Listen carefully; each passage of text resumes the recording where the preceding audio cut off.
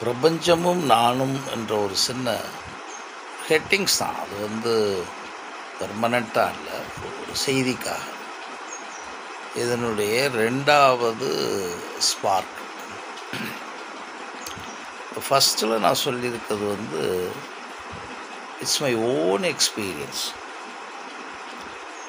Now we have been reading so many things and experiencing from others' experience சில நேரம். But அது என்ன instigate பண்ணிவிட்டு அந்த கண்டினியூட்டி இல்லைன்னொன்னே நம்ம இது. பட் ஒரு விஷயம், இதை இந்த உலகத்தில் இருக்கவங்களுக்கெல்லாம் ஏதோ பயிற்சி கொடுக்கணும் அப்படின்னு சொல்கிறாங்க.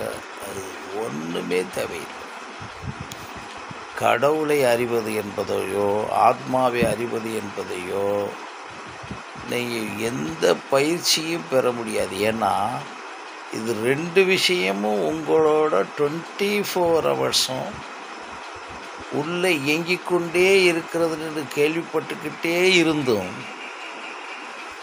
நீங்கள் ஆனால் அதை ஐடென்டிஃபை பண்ணலைன்றது தான் காரணமாக இருக்கும். உங்களுக்கு உயிர் இருக்குதுன்னு சொல்கிறத ஒருத்தங்க பயிற்சி கொடுக்கணுமான்னு பாருங்கள். உங்களுக்கு உயிர் இருக்குது, அந்த உயிரை நீங்கள் பயிற்சி பெற்று வச்சுக்கணுன்னு சொல்ல முடியுமா? The same thing.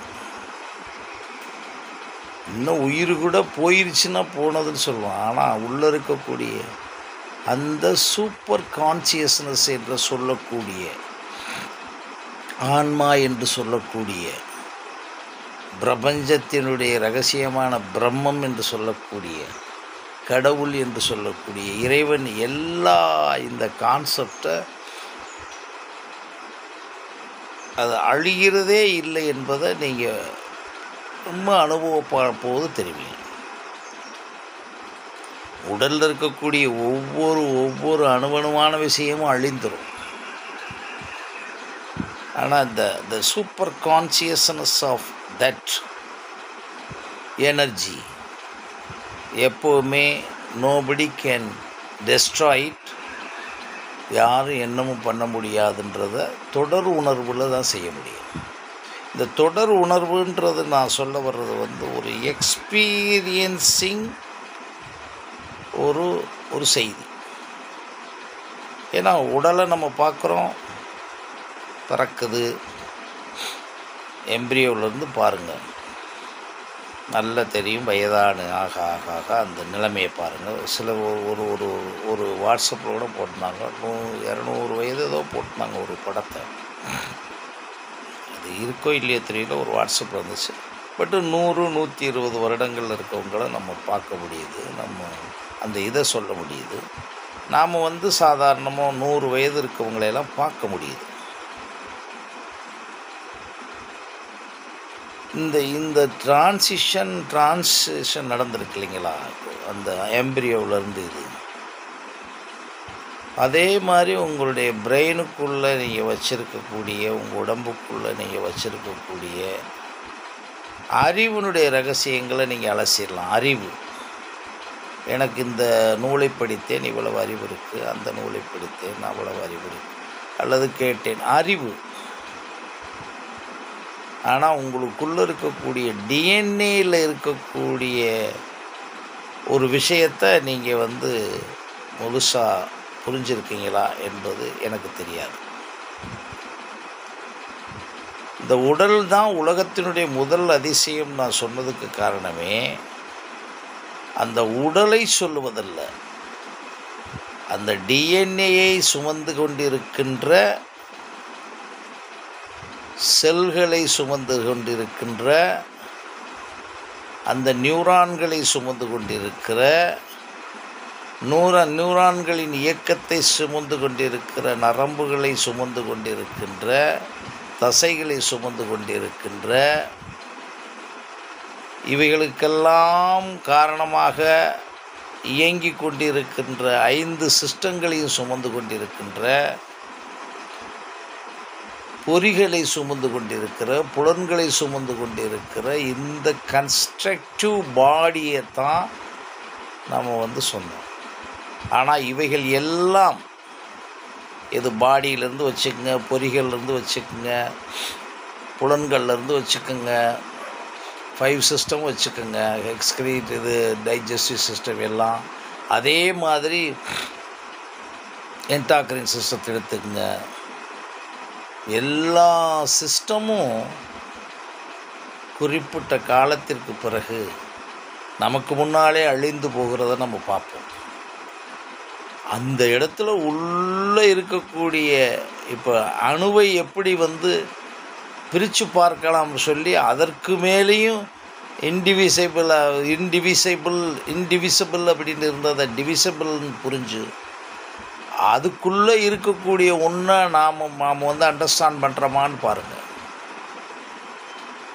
அதுக்கும் மென்மையானது தான் இந்த கடவுள் தன்மை, அந்த ஆத்மா. இதுக்கு இப்போ டிஎன்ஏக்கு ஒரு கேரக்டர் சொல்லிடுறோம், ஆட்டமுக்கு ஒரு கேரக்டர் சொல்லிடுறோம். ஆட்டம்னா இது தான்.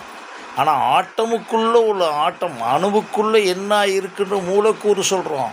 அந்த மூலக்கூறினுடைய பண்புகளுக்குள்ளே நம்ம போனோமா, காமனாக சொல்கிறோம். நியூட்ரான் இருக்குது, புரோட்டான் இருக்குன்னு சொல்கிறோம். அங்கே தான் சொல்கிறேன், அந்த ஒவ்வொரு அணுவிற்குள்ளும் இந்த ஒட்டுமொத்த பிரபஞ்சமும் நிறைந்திருக்கிறது என்று நான் சொல்ல முடியும். அது எப்படி ஒட்டுமொத்த பிரபஞ்சமும் நிறைந்திருக்கிறதுன்னு சொல்கிறது கேட்பீங்க. நீங்கள் திருவள்ளுவராக இருக்க மாட்டீங்க, நீங்கள் கம்பராக இருக்க மாட்டீங்க, நீங்கள் ஒரு உபனிஷத் சொன்ன வேதாந்தியாக இருக்க மாட்டீங்க, நீங்கள் ஒரு ஐன்ஸ்டீனாக இருக்க மாட்டீங்க அப்படின்னு நீங்கள் நினச்சிக்கிட்டு இருக்கீங்க. நீங்கள் ஒரு ஆல்பர்ட் ஐன்ஸ்டீனாக இருக்க மாட்டீங்கன்னு நினச்சிக்கிட்டு இருக்கீங்க. நீங்கள் ஒரு ஆர்கிமிடிஸாக இருக்க மாட்டேன்னு நினச்சிக்கிட்டு இருக்கீங்க. அதைத்தான் என்னுடைய கொஞ்சம் எக்ஸ்பீரியன்ஸில், ஒரு குழந்தை பிறந்துருச்சுன்னு சொன்னான், மேபி கொஞ்சம் டிஃப்ரெண்ட்டு, ஆனால் இந்த பிரபஞ்சம் முழுவதும் இருக்குது. அது எப்படி பிரபஞ்சம் முழுவதும் இருக்குன்னு கேட்பீங்க. பிரபஞ்சத்தில் காற்று இருக்கிறது, பஞ்சபூதங்கள் இருக்கிறது, செடி கொடி மரம் எல்லாம் இருக்கிறது, மிருகங்கள் இருக்கிறது, இன்செக்ட்ஸ் வரைக்கும் இருக்குது. இந்த உணருதல் அத்தனையுமே ஒவ்வொரு மனிதனுக்குள்ளேயும் இருக்குது. அப்படி இருந்ததுனால தான் வள்ளலார் வாடிய பயிரை கண்ட போதெல்லாம் நான் வாடினேன் என்று சொல்கிறார். இதுக்கு நீங்கள் சிம்பிளாக புரிஞ்சுக்கிறது, ஒரு உயிர் ஒன்றில் கருணை, ஒன்று உருவில் இரக்கம், ஒரு உயிர் மற்ற உயிர்கள் மீது கொஞ்சம் பாசம். இன்றைக்கி என்ன வந்துச்சு பாருங்கள், blue cross society, red cross society. நீங்கள் மரத்தையே வெட்டக்கூடாதுன்னு வந்துருச்சே. இப்போ இந்த உணர்வு யாருக்காச்சும் ஒருத்தருக்கு வந்திருக்கணும்னு. இதையே நான் சொல்கிறேன்னா, இத்தனை உணர்வுகளும், இத்தனை அறிவுகளும், இத்தனை ஆற்றல்களும் ஒவ்வொரு மனிதனுக்குள்ளேயும் இருக்குது. பட் எங்கே நம்ம முடியாமல் விட்டுறோம்னா, நம்ம தோண்டுவதற்கு, அதை பற்றிய தேடுவதற்கு கிடைக்கல, நம்ம முயற்சி பண்ணுறது இல்லை. இந்த பைபிளில் இருக்க வாசகம் என்னை ரொம்ப அசத்தும். தேடுங்கள் கிடைக்கும். பாருங்கள், தேடுங்கள் கிடைக்கும், தட்டுங்கள் திறக்கப்படும், கேளுங்கள் கிடைக்கும் என்றார். இந்த கேட்டது, தட்டுனது, இந்த தேடுனது எல்லாமே it's a inner journey towards your, that is DNA தான் அதை சுமந்துக்கிட்டு இருக்குது. அந்த டிஎன்ஏக்குள்ளே இருக்கக்கூடிய, அந்த ஆட்டமுக்குள்ளே இருக்க டிஎன்ஏ ரொம்ப முக்கியம் வச்சுக்கோங்க. அணுவுக்குள் இருக்கக்கூடிய வெறும் நியூட்ரானும் புரோட்டானும் கிடையாது. நம்ம செயற்கை வழியாக அதை மாற்றிக்கிறது, செஞ்சுக்கிறதெல்லாம் பாடங்கள். பட் உங்களால் கண்ணுக்குள்ளே கொண்டு வர முடியாது, காதுக்குள்ளே கொண்டு வர முடியாது, உங்களுக்கு ஃபிசிக்கல் எனர்ஜியில் நீங்கள் கண்டுபிடிக்க முடியாது, உங்களால் நார்மலாக உணர முடியாது. But everywhere it is field, in every human it's field. அப்படின்னா நான் ஒவ்வொருத்தருடைய மூளையில் இருக்கக்கூடிய 10,000 கோடி நியூரான்களிலும் பல லட்சம் கோடி உடம்பில் இருக்கக்கூடிய ஒவ்வொரு செல்களிலும் நிரப்பப்பட்டிருக்கிறது. எது? இந்த உலகத்தில் இருக்கக்கூடிய பிரபஞ்சத்தில் இருக்கக்கூடிய அனைத்தும். எப்படி? திருவள்ளுவர் என்ன நினச்சாரோ சொன்னாரோ உங்களுக்குள்ளே இருக்கும். யாரோ ஒருத்தன் இசையை இசைக்கிறான், அந்த இசையில் நீங்கள் மயங்குறீங்க அப்படின்னா என்ன அர்த்தம்? அந்த இசை, அதே இசை உங்களுக்குள்ளே இருக்குது. அந்த மனிதன் தோண்டி எடுத்துட்டாரு, நாம் தோண்டி எடுக்கலை. தட் இஸ் தேடலை. அந்த தேடுதல்ன்றது என்னமோ பெரிய ரகசிய வித்தை மாதிரி, இந்த பயிற்சி அந்த எதுவுமே கிடையாது. நீங்கள் நைட்டு படுக்க போகிறதுக்கு முன்னால் நீங்கள் அன்னைக்கு உங்களுக்கு நடக்கிற அந்த நொடியில் நடக்கிற, இப்போ காலையிலேருந்து சாப்பிட்ருக்கோமே, இப்போ யூரின் சென்ஸ் ஆகுதே, சாப்பிட்ருக்கோமே, பேசியிருக்கோமே, சிந்திச்சிருக்கோமே, இந்த உடம்புக்குள்ளே இவ்வளவு ரத்தம் ஓட்டம் நடந்திருக்கே, நரம்பு மண்டலங்கள் இருக்கே, சென்ட்ரல் நர்வஸ் சிஸ்டத்துலேருந்து இவ்வளவு ரிசீவ் பண்ணியிருக்கே, பெரிபரல் நர்வஸ் சிஸ்டத்துலேருந்து இவ்வளவு நம்ம இன்ஸ்ட்ரக்ஷன் கொடுத்துருக்கோமே. கார் ஓட்டியிருப்பீங்க, பைக் ஓட்டியிருப்பீங்க, பேசியிருப்பீங்க, நடந்திருப்பீங்க, எல்லாமே நடந்துக்கிட்டு இருக்கே. இதை ஒரு நிமிஷம் உட்காந்து ஃபீல் பண்ணிங்களா அப்படின்னு மட்டும் பார்த்துக்கங்க. அங்கே தான் உங்களுக்கு இந்த நான் சொல்கிற அந்த பிரபஞ்சம் ஒவ்வொரு நொடியும் உங்களோட செட்டில்டு இன்பான். இதுக்கு எந்த பயிற்சியும் தேவையில்லை என்று தான் நான் அடிக்கடி கூறுகிறேன். கடவுளை அறிவதற்கோ, ஆன்மாவை அறிவதற்கோ, உங்களை அறிவதற்கோ, செல்ஃப் ரியலைசேஷன், செல்ஃப் ஆக்சுவலைசேஷன்லாம் பாடங்கள் கொடுத்து உங்களை பயமுறுத்தி கொண்டு இருக்கக்கூடிய நிகழ்வுகளில் நீங்கள் மாட்டிக்கொண்டு எத்தனை பேர் வந்திருக்காங்க? அதே மாதிரி ஒருத்தர் வரலையே. யாரோ ஒருத்தர் வந்தார். இன்றைக்கி நீங்கள் உலகத்தில் பல லட்சக்கணக்கான கோடீஸ்வரர்களை நீங்கள் பார்க்கலாம், பல லட்சக்கணக்கான வியாபாரிகளை பார்க்கலாம், இன்னும் பல லட்சக்கணக்கான விளையாட்டு வீரர்களை கூட பார்க்கலாம், படிப்பாளிகளை பார்க்கலாம், ஐஏஎஸ்களை பார்க்கலாம், ஐபிஎஸ் அதிகாரிகளை பார்க்கலாம், எல்லாமே பார்க்கலாம். ஆனால் இந்த உணர்வோடு இருக்கக்கூடியவங்களை நீங்கள் பாருங்கள், rarest of the rarest of the rare இருப்பாங்க. அமெரிக்காவிலே எடுத்திங்கன்னா ஒரு 5 பேர். இந்தியாவில் ரமணருக்கு பிறகு அப்படியே சுத்தமாக காலி ஆகிட்டுச்சு. ஆனால் இந்த பூமியிலிருந்தால் இது ஏன் வரலை, புரியலை, உணரலை. ஆனால் இவங்க சொல்லிக்கிட்டு இருக்காங்க, இதுக்கெல்லாம் பயிற்சி வேணும், முற்பிறவி வேணும், அந்த பிறவி வேணும், இந்த பிறவி வேணும். அதெல்லாம் ஒன்றுமே கிடையாது. ஒரு மனிதனுக்குள்ளே இருக்கிறதுல இன்றைக்கி அதனால தான் தியரி ஆஃப் மல்டிபிள் இன்டெலிஜென்ஸ்ன்னு சொல்லி எத்தனை ஆற்றல் ஒரு மனிதனுக்குள்ளே இருக்கும், அது எந்த அளவுக்கு இருக்கும், அது வேர்ட் ஸ்மார்ட்டாக இருக்கா, ஃபிக்ஸட் ஸ்மார்ட்டாக இருக்கா, அது இன்ட்ராபர்சனலா, இன்டர்பர்சனலா, நேச்சுரலிஸ்டிக் ஸ்மார்ட்டா, பாடி ஸ்மார்ட்டா, எல்லாம் வந்துருச்சு. ரெட்டை குழந்தைகள் கூட ஒரு ஸ்மார்ட், அது ஒன்றில் விளையாட்டில் நல்லாயிருக்கும், படிக்காது. ஒரு குழந்தை படிக்கும், விளையாடாது. ஒரே ட்வின்ஸாக இருந்தால் கூட. இதெல்லாம் உங்களுக்கு தெரிஞ்ச விஷயந்தான். அப்புறம் என்ன, இப்போ நான் சொல்லக்கூடிய விஷயத்தை, இந்த பிரபஞ்சத்தை நீங்கள் பண்ணால் 100% நான் சொல்லலை. இந்த உலகத்தில் எந்த மருத்துவமுமே இருக்காது, எந்த மெடிடேஷனும் இருக்காது, இந்த அனாவசியமான பொய்மையாக, மாயையாக, கற்பனையாக ஊருக்குள்ளே சொல்லிக்கிட்டு இருக்க இந்த ஆன்மீக ஸ்பிரிச்சுவல்ஸ் எல்லாம் எதுவுமே இருக்காது. இன்னும் 1,00,000 மடங்கு புதிய பரிணாமத்துக்கு ஒவ்வொரு மனிதனும் போயிடுவான். விவேகானந்தர் கடைசியில் சொன்ன விஷயத்தை மறந்துக்கூடக்கூடாது. அவரும் கர்மயோகத்தை சொல்லியிருக்காரு, பக்தி யோகத்தை சொல்லியிருக்காரு, ராஜயோகத்தை சொல்லியிருக்காரு, ஞான யோகத்தை சொல்லியிருக்காரு. நீங்கள் எல்லா புக்கும் அதில் இருக்குது.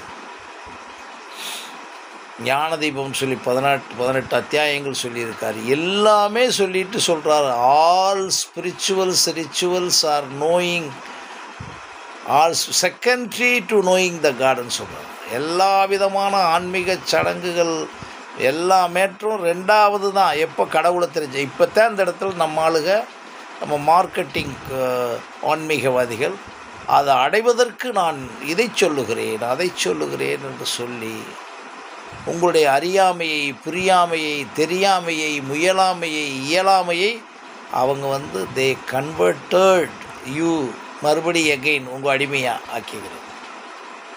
உங்களுக்கு வராதுன்னு சொல்லித்தர்றாங்க, உங்களுக்கு குரு வேணும்னு சொல்லித்தராங்க. ரைட்டு, எத்தனை லட்சம் பேர் அவங்க உருவாக்கியிருக்காங்க. அந்த ஒருத்தர் தான் அல்லது 2 பேர் தான், மற்ற யார்? ஆனால் நம்ம என்ன சொல்கிறோம், நம்மளுடைய அறிவியல் ஆன்மீகத்தில் நீங்கள் யாரையுமே பார்க்க வேணாம், என்னகிட்டையெல்லாம் பேசவே வேணாம், நீங்கள் ஆகலாம். இதுக்கு எந்த கான்ஸ்டியூஷன் இதில் எதிர்ப்பு தெரிவிக்க போகுது? இறைவன் படைத்தான், இறைவன் கூப்பிட்டு சொன்னான்னு பேசி கதை சொல்லிக்கிட்டே இருக்கக்கூடாது.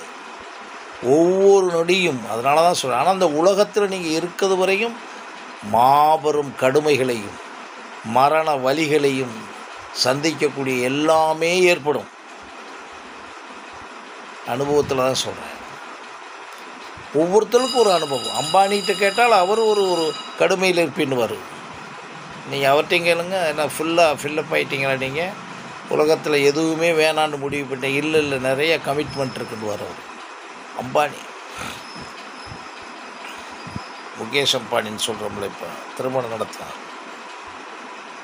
அப்போ ஏன் அவர் நிறைவு ஆகலை அப்படின்னு சொன்னால், நிறைவு ஆகலை, அவருக்கு வேறு வேலை இருக்குது. ஆனால் இதில் இந்த உள்ளுக்குள்ள பிரபஞ்சத்தை அறிந்து, உங்களை அறிந்து, உங்களுக்குள்ளே ஒவ்வொரு அணுவணுவான இயக்கத்தை அறிந்து, செயலை அறிந்து, வாழ்க்கையை அறிந்து, அதன்படி ஒவ்வொரு நொடியும் காலையிலிருந்து இரவு வரை இருந்தீங்கன்னா, இந்த 24 மணி நேரம் 1440 நிமிடமும் 86,400 செகண்டு இந்த உலகத்தில் யாரையும் எதுவும் வேணாம். சினிமா பார்த்து சந்தோஷமாக பொழுதுபோக்க வேணாம். ஒருத்தர் நண்பர்கிட்ட பேசிட்டு சொல்லலாம். ஏதோ செலவழிச்சிட்டு அங்கே அலைஞ்சு இங்கே அலைஞ்சு அதெல்லாம் எதுவுமே தேவையில்லை.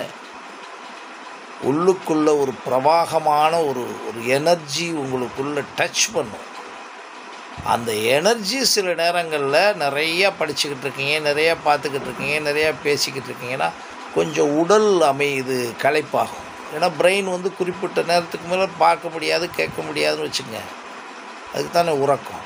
அதை தவிர இந்த உலகத்தில் உங்களை 24 ஹவர்ஸும் இந்த பிரபஞ்சம் வச்சிருக்கிறது என்பதை நீங்கள் உணர்ந்து அதை எப்போ வேணுமாலும் டிசைட் பண்ணணும். வைனி டயர் அழகாக சொல்லுவார், நீங்கள் எப்போவாச்சும் ரெஸ்ட்டு எடுக்கிறது மாதிரி தெரிஞ்சுன்னா that is the space and time which is given to you to have this kind of analysation சொல்லுவார். எப்போலாம் உனக்கு நேரம் இல்லை, இன்னுமே வேலை இல்லைன்னு இருந்தேன்னா அதான் உலகத்தில் சொர்க்கம்னு சொல்லுவார். வைனி டயர் அப்படின்னு நான் படிச்சிருக்கேன். நான் அதை அப்ளை பண்ணி பார்த்தேன். ஆமாம், வேலை பார்க்கும்போது பூரா அந்த வேலை பார்க்குறதுல தான் முக்கியமான விஷயம். இந்த உலகத்தில் அந்த 24 ஹவர்ஸ் மெடிடேட்டிவ் ஸ்டேட்டில் இருக்கிறது தான் முக்கியம். நீங்கள் உங்களுக்கு பிடித்த, உங்களுடைய மனதிற்கு பிடித்த, உடம்பிற்கு பிடித்த, அறிவுக்கு பிடித்த, ஆற்றலுக்கு பிடித்த, மனச்சாட்சிக்கு பிடித்த, உங்களுடைய காலத்திற்கும் இடத்துக்கும் பொருளுக்கும் பிடித்த ஒரு விஷயந்தான் நீங்கள் செய்யணும். அதை செய்கிற ஒரு மனிதன் இந்த உலகத்தில் இந்த பிரபஞ்சத்தை மேக்சிமம் ட்ரை பண்ண முடியும், தனக்குள்ளே இருக்கிறத கண்டுபிடிக்க என்பது என்னுடைய சின்ன ஸ்பார்க். நான் அதை பதிஞ்சு வச்சுக்கிட்டேன். அது சில நண்பர்களுக்கு நான் திருப்பி பார்க்கும்போது என்னை மறுபடியும் அது மோட்டிவேட் பண்ணுவதற்காக, வேறு ஒன்றும் இல்லை. இது யாருக்கும் என்னமோ இன்ஃப்ளூயன்ஸ் பண்ண இல்லை என்பது மட்டும் என்னுடைய கருத்து. நன்றி, வணக்கம்.